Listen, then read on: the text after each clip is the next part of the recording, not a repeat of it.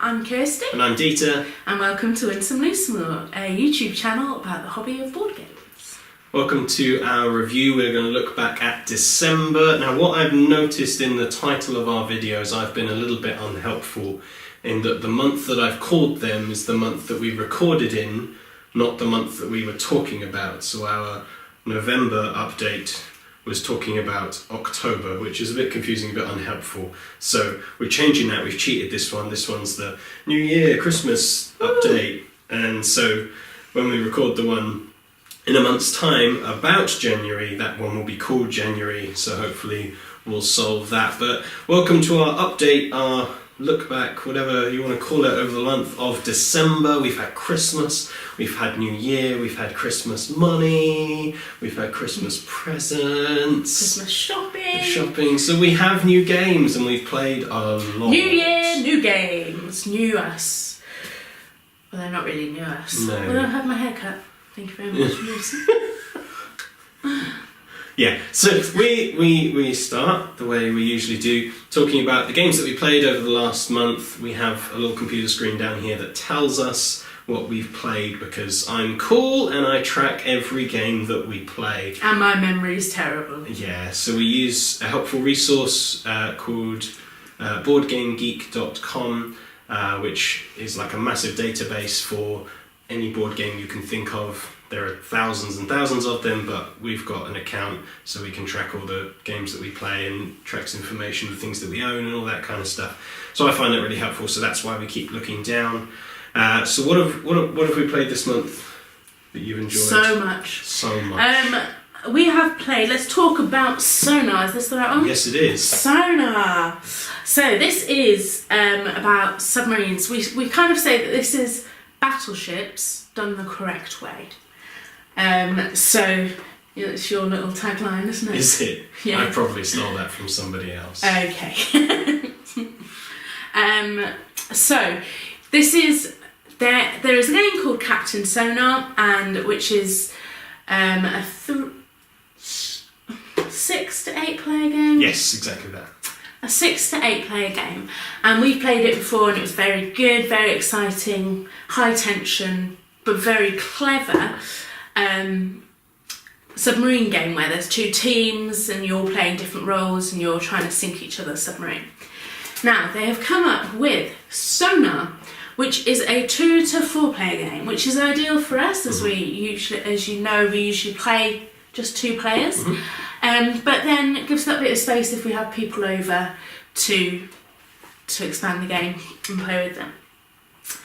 The main difference in this game is that you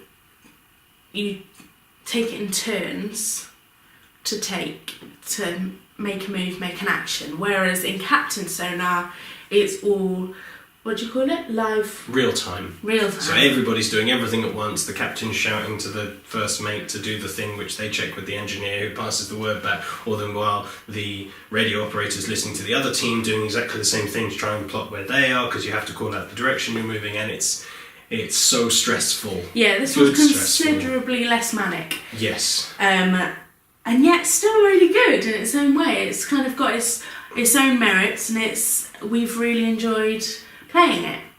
What have you noticed about this game? It's more accessible, certainly. So we've now taught it to 2 different couples, both of whom have played games before, but I wouldn't necessarily identify themselves as gamers necessarily. And both, I think, have really enjoyed it. It's just a really cool concept that now it's just restricted to captain and radio operator. Radio operator's still doing the same thing. They're trying to move this clear acetate sheet over a copy of the map to try and follow the movements of the other team to map out where they are, whilst the captain's doing all the stuff to do with their submarine. And so it's balanced nicely. We've found introducing new players, generally they've preferred starting as the radio operator because they have one clear thing to do. Even though we think that's the harder job. Although you're really good at it, I'm really bad at being radio operator. Oh yeah, I'm good. You're good. You're good. Whereas the captain, there's about 5 things you can do, so there's more choice, but it's an easier role because there are times where you can make bad decisions, and we've seen people do that where they've suddenly used up their energy when they could have just waited one more and attacked. But naming no names. Actually, we've seen a couple of people do that. Yeah. Yeah. So it's a tension, whereas the real-time Captain Sonar is manic and high energy and exhilarating. This is quiet tension. Yeah. Because the first 5 minutes of the game, you have no idea where each other are. And as soon as one person gets a hit, suddenly you kind of know where both are, and so now there's this cat and mouse of hiding in between islands, charging up enough, suddenly turning around, getting back in their quadrant. Like it's very good. Yeah. It's very clever. And another reason it's good as a gateway game is because it's you're working in teams. So for us, we split. So Dita was on one team, I was on the other, which meant you had somebody. For them, it was really comforting to know that somebody on their team knew the game. I hope we were a comforting presence. And not just, what are you doing? You're doing it wrong. Do it this way. Yeah, I'm looking at you. I wasn't helpful at all. You didn't do that though, you just sat there going, come on. Yeah, but it's quite a nice kind of way to introduce someone to a game is by going, okay, I'll work with you. I know how this game works. So that's what we've done. Cool. So that's Sonar. A game that I mentioned 2 or 3 videos ago, and then probably 2 videos ago. 2 or 3. So 3 videos ago, and then 2 videos ago, probably, in the bit we do at the end talking about games that are upcoming, was this new pandemic game, Pandemic Fall of Rome. Now, every year there is the Pandemic Survival Championships. People play Pandemic to try and win and whatnot. I didn't know that. Yeah, around the world. And wherever the finals held, the last 3 years anyway, they've then created an offshoot of Pandemic with a local designer of the town. So 3 years ago it was Pandemic Iberia. Last year from the Is Iberia a place? It's a region. Oh. That covers a few different bits. It's Iberian Peninsula, so it's a bit of Europe. I think they were held in Milan that year. Prague. No, not Prague. I don't know my geography. It This was either isn't Spain fun or with Portugal. flags. Carry on. Last year was Netherlands and Pandemic Rising Tide, where you're trying to stop floods. This year it was in Rome, and so they teamed up with a designer called Paolo Mori and created Pandemic Fall of Rome, where you are the Roman Empire, stopping the various barbarian hordes trying to conquer Rome. Now, this is not a natural disaster, so it's not a pandemic in that sense. And that's probably the biggest note to make, is that because this isn't a pandemic and they've done so much, they've been really clever with the mechanics and things, it doesn't feel as much like a pandemic game as the others. And so I really enjoyed this. I played this once through on my own, because you can do the solo variant. I did that to kind of teach myself, and I just about won, but I think I got a few things wrong. I probably cheated. And then over the holidays, I played with a few other people in my family, and we lost, but it was still really good. It felt like it was going to be a really comfortable win, and all of a sudden we just kind of lost. A lot of things happens at once. And I really enjoyed it. It's one of those weird things where if you go in expecting pandemic, you're not really going to get that. It is quite distinct from the others in the series, and yet if it wasn't called Pandemic and it was just a game called Fall of Rome, you'd play it and go, oh, this is a bit like Pandemic. And so I think it's going to suffer, honestly. It's not pandemic enough for some people, and other people coming into it because of the theme or the designers or whatever it is. It's too pandemic. It's too pandemic-y. Now, for me, I would rate this slightly above base game Pandemic. I prefer this. There's a different approach to combat. Normally you just go into a place and you you tackle patients with, you don't tackle them, that would not be a good way to treat them, but you would cure the disease in the area and you're trying to hold back the tides. But because this is about Rome, you are more of a... Oh, I'm very sorry, that's my phone. You can take legionnaires with you, and legionnaires do all the fighting and everything. Okay, bye.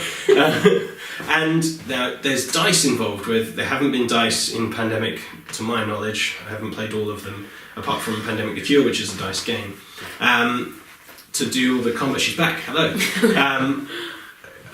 Yes, train of thought gone because of the interruptions of Kirsty. But I really enjoy this. There was a slight error with the package. They sent me one of the wrong tokens, but they've been really cool about it. I've just proved that it's not my fault. I didn't break something, like it just came with the wrong piece, and they're just sending me another one for free, even though it's coming from America. So they're losing out some money, but that's just, I like the business. Yeah. But I really enjoyed this one. I'm keen for you to try it, see what you think. Yeah, I'm not because we weren't particularly overly fan fussed by Pandemic. Because we only had normal Pandemic, we didn't have any of the expansions, and it was just the two of us, 2 players, a bit simple, a bit straightforward. It was always better at larger player counts. We're too intelligent. No, not that at all. Yeah, this is a good one. I really enjoyed it. Check it out. Pandemic, Fall of Rome. What else we got? What else we played? Why? We played lots of things. We have. We're going to choose between 2 cities. Lovely, lovely game. So, Lisa got this for Christmas. This is between 2 this isn't between 2 cities, sorry. No, we don't have between 2 cities. No, this is between 2 castles of Mad King Ludwig. Which, in fairness, is a sort of hybrid between a game called Between Two Cities, which is by James Stegmaier of Stonemaier Games, and with the theming of another popular game from Bezier Games called The Castles of Mad King Ludwig, and then each of the teams came together. It's technically published by Stonemaier, but it's with Bezier Games, and they've created Between Two Castles of Mad King Ludwig, which is kind of an improved version of Between Two Cities. Yes. So this is a 3 to 7 player game, but has a 2-player variant, which suits us down to the ground. It is very straightforward. It's a very easy game to play. So basically, in physical action, yes. In action, yeah. It can take a while for people to get their heads around kind of what's going on, because what you are doing is you are building 2 castles. So the castles are between you and the player next to you, and you both share the building of that castle. But obviously, you've got one this side you share with this player, one this side you're sharing with this player. So you are between 2 castles. It's in the name. What? Of Mad King Ludwig. Yeah. And so you want both castles to do well, and then. So there's these little tokens that you're placing, which are rooms in the castle, and at the end of the game you score depending on the conditions that are written on the room. So then you'll have bear with me with this, you'll have a score for this castle, and you'll have a score for this castle, and your score is the lowest of the 2. So although you're sharing castles, there is one winner, depending on the points you gain. So we played this we've played this in 2-player, where you have Ludwig as the kind of so there are 3 castles, 3rd player, which we enjoyed. Yeah. And then we played it 6 player. Yeah. No, 6 player, but this, so there was only 2 of us who knew it, 4 who didn't, and 1 who'd played before. Okay, but to me it felt really slow. Really? Oh no, it was the scoring at the end, wasn't it? Because we had to go around each one. Well, we didn't have to. I think I'll change how we do it in the future. I think if people are familiar enough with it, you can just hand them each a piece of paper and they can score their own, and that cuts the time down massively. Yes, because I was the most familiar with it and the most familiar with the scoring, I then scored each one, and it takes a couple of minutes to score each one, and so it became quite tedious that there were 6 castles to be scored, and one person knew both of their scores, and therefore what their final score was before I think I was the last person, knew either of my scores, and it dragged that out a little bit. Yeah. It's a tricky one because mechanically it's a drafting game. It's similar to other games we've talked about before. You start with 9 tiles, you choose 2, 1 to go in each, and then you pass it along. You place those, you discuss. In 2-player, it was quick because we could make all the decisions. We discussed a little bit for our castle, but largely we were focused on the ones with Ludwig, which he doesn't get a choice. He just puts them out and we use them. But what was really nice, because in then 3, 4, 5, 6 or 7-player, the game is pretty much going to take the same amount of time. Because it's drafting and everything happens at once, I am only interacting with the person with my left and on my right. So I was building with... Your dad? My dad and my mum. Yeah. Is that right? Yeah. Yeah. And so I only had to have 2 conversations, and even as we were planning it, going, I'm going to get some of these next time, you make sure you have this type, I've just handed them to you, make sure you pull that one out so I do that, and then I could spend some time on this one as well. That was really nice. There was just people lots of really noise. enjoyed Yeah. the conversation part of Yes. it. I didn't, because I like to just make my own decisions and I didn't want to invite other people into that. But some people who are less interested in game dynamics usually like the social aspect of it, and the fact that they were just kind of chatting and playing. Because it's a little bit tricky because there are 7 different types of rooms, each which score differently. And so you've got to learn 7 things before even making your choice, and your first choice, which is the tricky thing. So I was helping my mum through a little bit more because I didn't explain it very well, how to score each of the things. There's a player aid which does explain it, but it makes sense if you're a gamer. Yeah. If you know what kinds of things it might mean, it's really simple to figure out. So it's not quite gateway game. It's not quite, you've never played games before, sit down, play this. Gateway Plus. Gateway Plus is a Rado phrase, well done. Like the next step. Like, you're familiar with some games, this is a really cool one to play. I love it for that. It's beautifully produced. The game trays it comes with are lovely. Wow.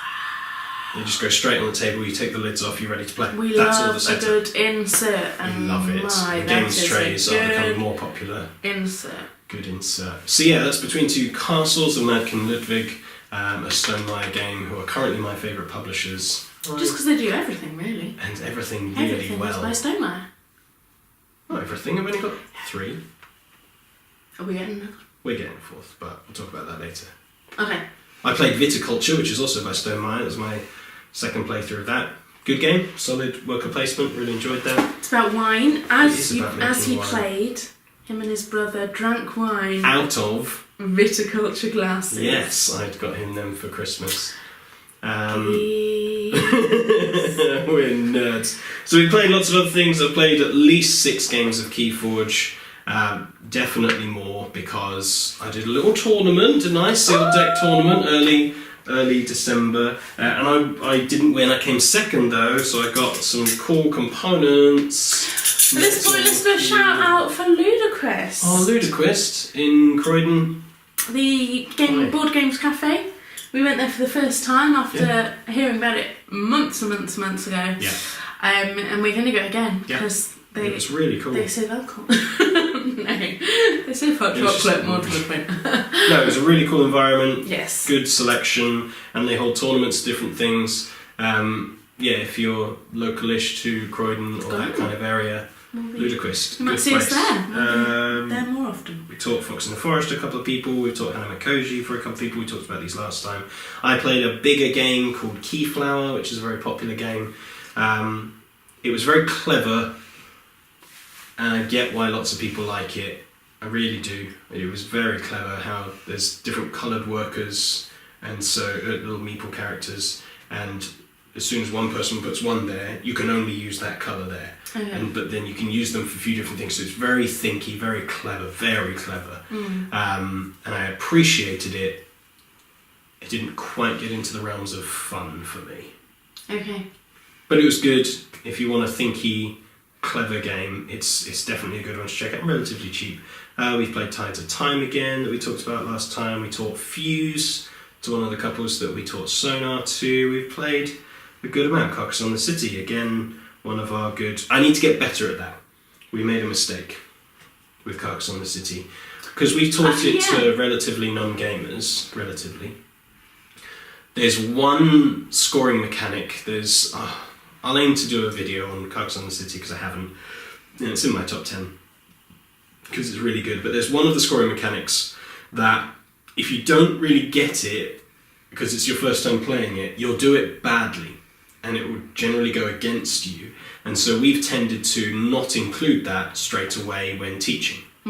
And so I had the great idea of, round 1, because it's played over 3 rounds, round 1 I'll introduce these mechanics, round 2 I'll introduce this mechanic, and then in round 3 I'll introduce the third mechanic. But we barely got into round 3 because we finished the war, which is one of the triggers for the end of the game. And so I need to figure out how to teach that one well. Because it's good, it's useful, it's a nice mechanic, and it makes it more interesting. It felt a little empty, didn't it, only having the 2 scoring mechanics in round 1. I see why it's there and it's good, and the designers are smarter than us, it's right that they're there. But, yeah, it was tricky. There was also one of the rules we got wrong, wasn't there? At the end of the game, I can't remember. I just thought there was an actual rule we got wrong. There's probably a rule we got wrong. We get things wrong all the time. King of Tokyo? King of Tokyo. Good. You want to talk about King of Tokyo? I will, but can you remind me what it is? Okay. So have we spoken about Bang? I don't think we've ever spoken about Bang. The dice game? Yeah. One of our favourite games, Bang the Dice Game. I don't think I've done a video for it. I don't think we've really spoken about it. Surely. If there is, there'll be a link in the corner. There might not be, there will be in the future, because it's one of our favourite games. But, okay, I'll ignore that link then. Yahtzee. If you know what Yahtzee is, you roll some dice to try and get different combos, and you keep some of them, and you re-roll others, and you keep more, and then you re-roll the others, and then that's what you use. So that's a very common... Yes, I remember the game. Very common dice mechanic, where you're trying to build a combination of dice to achieve different things. Yes. Now, King of Tokyo... King of Tokyo is you are monsters, essentially, and you are trying to become the king of Tokyo. And you all start outside of the kingdom, or outside of Tokyo, and your aim is to work your way in and stay in. This is basically like King Kong, Godzilla, the Kraken, I think I was, and then there's Space Bunny. Yeah. And Hyper Penguin, or I don't know what they're called. But. And so you take it in turns and rolling the dice, and it is the people on the outside of the city versus the people on the inside of the city. So you kind of change teams depending on whether you're inside or outside, and you roll the dice and attack.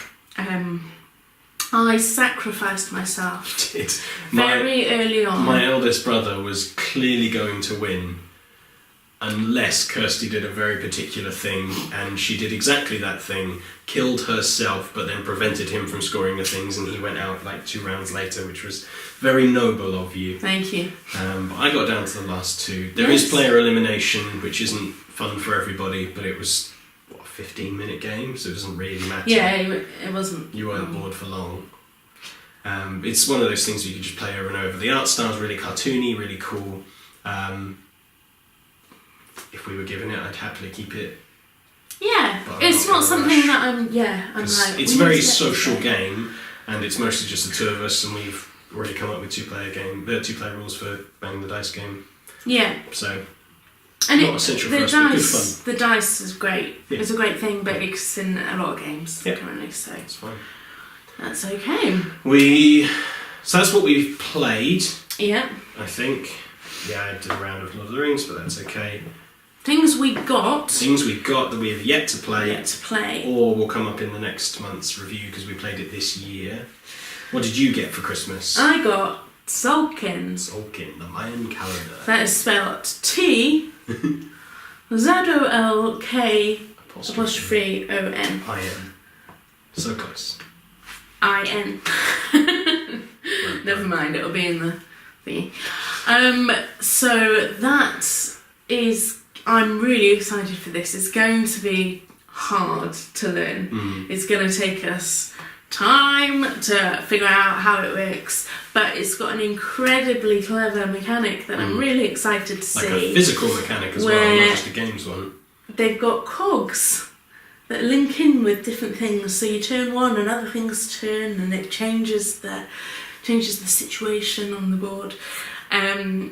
So yeah, I'm really excited to play that, but that's going to take some mind. Some mind. It's going to take some mind. Power. Mind power. I got Marvel Legendary. Yes. Which is a cooperative deck building game that I have wanted forever.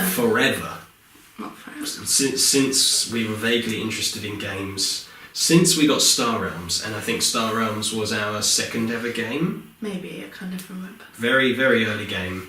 And immediately I was like, oh, I like deck building. Deck building's great.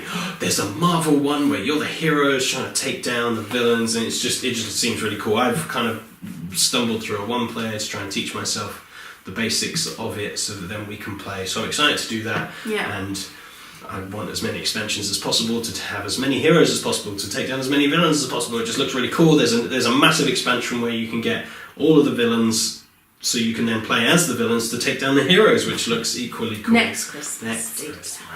We got a ticket to ride New York. Yes. That wasn't a Christmas present. That was Dita's Christmas spending money. Yes. So at the beginning of June, we went to UK Games Expo at the NEC in Hoping Birmingham. to go there again this year. Yes, you are. And if you see the little roundup video, you see us playing it, and that was the first time we played it. It had just come out, and I really enjoyed it. I really liked it. It was going to be released for like £20, so it's way cheaper than other Ticket to Rides. It's smaller than other Ticket to Rides. Yeah. But it's a really light, simple game. You can play with up to 4 people. A lot of fun. It only takes 10-15 minutes. Great. And so it was my plan, definitely, get it for Kirsty for her birthday, get it for her birthday, get it for her birthday, and I didn't. I got something else in the end, so I was like, cool, get it for Christmas, get it for her for Christmas. I didn't, and partly because it wasn't really a gift for her, it was more of a guise so that I could get the thing that I wanted, so I've actually done the honourable thing now and bought it for myself with gift money for me, rather than, oh, I'll buy this for you because we live together and I get to play it. I get to play it. Another game we played at Games Expo was the Codenames Duet game. Oh, we did. With 2 friendly people we'd never met before.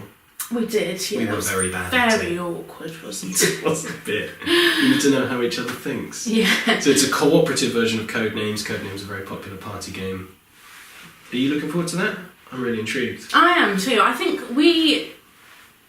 so as much as it was an awkward gameplay at the expo, and I think we enjoyed the idea of it more than we've enjoyed the other Codenames we've played. So we've got Codenames pictures, and it's just kind of sat in our box. Have we still got that? We do. It's in the spare scythe box. Okay. And we've played Codenames Codenames. Normal Codenames. We've got Codenames pictures. We played pictures the other night. But the problem is you need at least 4 people, ideally 6 or 8, for it to be as engaging as it can be. Even then, I'm not published. No, you're less so. I like it a bit more. But what Duet does is it's cooperative. You're both giving clues to each other, but you've got different answer sheets as to what means what. And so it's a bit cleverer because it tricks yourself going, well, that's an assassin for me. But on your side, it's one of the things I'm supposed to be guessing, but I'm less likely to guess it because I think it's a bad one, and it is clever. I was just reading through the rules then as I was punching out cardboard, which is one of the most satisfying things to do in the world. We also got Chronicles of Crime, I'm super excited about. I've worked through the tutorial. I've done a video that is up now, looking at board game apps. Actually, it's not up now. No, the other one's up now. Yes, so there will be a video coming this coming weekend, not this one, next one. Soon. On the 12th of January, I think. The second video looking at apps, where it's talking about app integration. This one's really clever. Yes, there's physical components, you're trying to solve a crime, but to go to all the different locations, talk to all the different people, you scan QR codes that are on the components, and it just looks really clever. And you've got to accrue all the information, figure it out together. You get to use the phone as like a little, not VR, AR, augmented reality thing, so you get to look at the crime scene, which is really clever. So yeah, I'm excited to work through that one. We got a Small World expansion. We did, so yeah, lots it'll of be new cool to races look for at that. some of that. And you got Keyforge I got- player map, Oh yeah, plus loads of Keyforge decks. loads of Keyforge decks. So we're excited to explore that a little Excited. more. A couple more expansions for Lord of the Rings. I might have mentioned already. I can't remember. But yeah, what are you looking forward to? Is there anything coming up that you're looking forward to, or what that we already have that you're excited to start playing or play again? Just the ones that we've got currently that I'd like to start playing. So I'm looking forward to Sulkin. I'm looking forward to playing more of Keyforge. I want to try the Chronicles of Crime augmented reality thing. And then there's just a few games which... So I'm not too bothered about playing Fall of Rome, but some are old games which we haven't played so much recently I'd like to do again. And we still haven't finished Rise of Fenris and the Scythe. Not expansion. Yeah. Expansion. Campaign expansion. So we've got to do that, and I would like to try Legendary because you've harped on about it for the past for years. since we've known each other. Yes, probably. Very much. Probably. The thing I'm excited about because I love Stonemaier and everything they do thus far. I haven't tried everything. I should get you one of those big foam fanboy gloves. Yeah. I've not played Euphoria, so I'm sorry. So I haven't played all of their games. But their new one is coming out in March technically, but is available for order through them directly. A new game called Wingspan, which is about bird watching, which is not a theme that appeals to me, anybody, to really. lots of people. You'll be surprised how many people. The Facebook group on this is alight with bird watchers and Really? ornithologists that are loving this. Really? I don't think Who anybody knows? admitted to bird watching. Lots of people. Don't insult them. There's a lot of them. I But apologise. it doesn't appeal to us, but the game looks really good. The components look really cool. It comes with a birdhouse dice tower. You'll know it when you see it, my goodness. And just the production quality is incredibly high from the looks of it, because that's what Stonemaier do. And the game looks really clever. It's an engine builder, so as you accrue things, your actions that started out weaker, you make more powerful and you add other abilities to them. So you get better and better and better as the game goes on at doing certain things. But we'll look at that when it comes. That's probably my main thing. Yes, I want to work through Chronicles of Crime. Yes, I want to always keep going with Rise of Fenris because it's cool. Marvel Legendary, I want all of the things.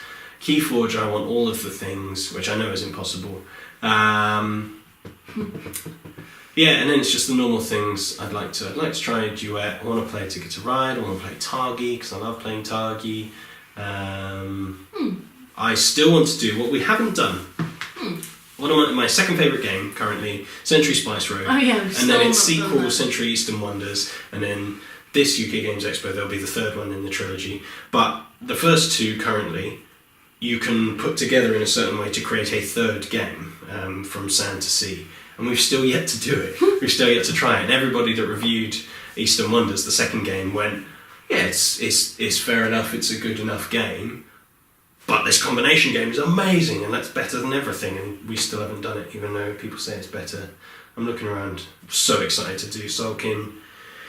Not sulking, sitting in a corner being grumpy, sulking. He doesn't have sulking.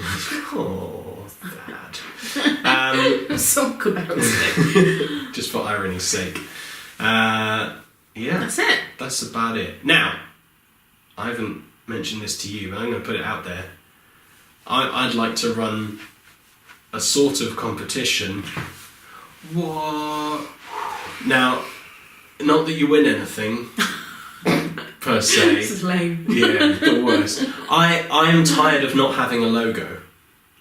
Oh, yes. I'm tired of not having a logo. Please. So, if We implore you.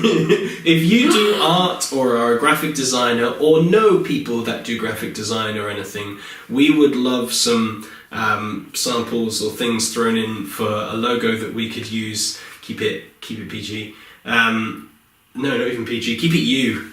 Keep it you. This is board games. We're all nice and friendly here. That was an unnecessary comment, wasn't it? Throw it in on our Twitter. You can send us a message. We are on @WSomeElmore on Twitter. Post it onto our Facebook page. If there's a link, you can put it in the comments below. You can probably message us on Facebook, can't you? Well, that's what I mean. Put it on the messages through the page. Okay. Instagram, I don't know how it works. I'm still figuring out Instagram. However, if you are clever enough to know how to make a logo, you're clever enough to figure out how it works and contact us with it. Yes. So if you've got a logo, we would love a free logo. For nothing in return. For the honour of your logo being the one that we picked. We'll write your name somewhere. Yeah. You'll be in the credits. Well, I'll do a credits screen. Just for you. Anyway. Just for you.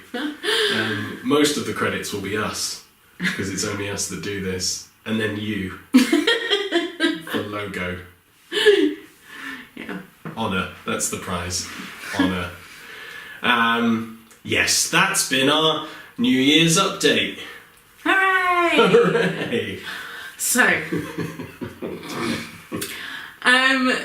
if you don't already, follow us on Twitter. Yeah, @WSomeElmore. Follow us on Instagram, Loosemore, yeah. Yeah. And Facebook. like us on Facebook. And then, of course, subscribe. Click the little bell to stay notified. And we will be back next month. Yeah. With our January edition. There you go, looking back at January. I'll throw out other videos. As I said, there's a couple of wire likes that I want to do. I've done the app one that came out yesterday or day before, and then there's the other app integration one that's coming out next week, so stay tuned for that. If you have things you want us to talk about, let us know. If you're interested in something, tell us. That's the only way we know to do the things that you want to watch. Otherwise, we keep doing what we this, want. which is rambly.